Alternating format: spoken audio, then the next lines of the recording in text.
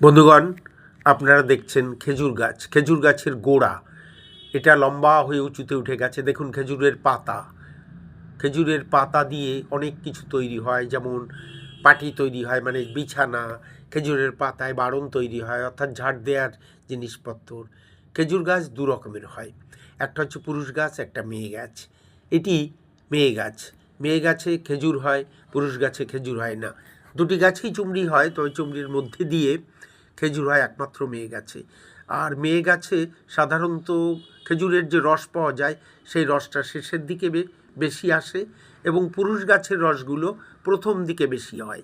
সুমিষ্ট দুটি গাছেরই রস, এই রস থেকে গুড় হয়, গুড় থেকে চিনি হয়, কত কিছু হয়। খেজুর গাছ দেখুন, এটা আমাদের দেশি খেজুর। দেখুন পেকে একদম সোনালি রং ধরেছে। এখনও আমাদের গ্রামে গঞ্জে দু চারটে গাছ দেখা যায়, কমতে কমতে এরা সংখ্যায় একের শেষের দিকে এসে গেছে।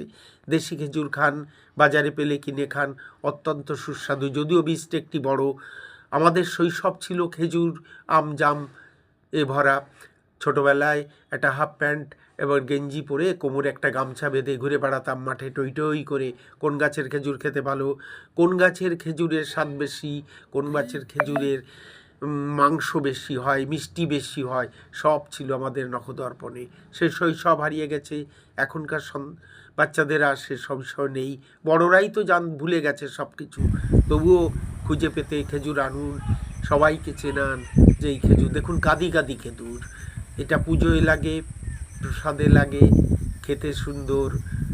আর হাটে মাঠে এখনও গাছের আলে টালে অনেক খেজুর গাছ দেখা যায়। মণি গার্ডেনের সঙ্গে থাকবেন, সাবস্ক্রাইব করবেন অবশ্যই।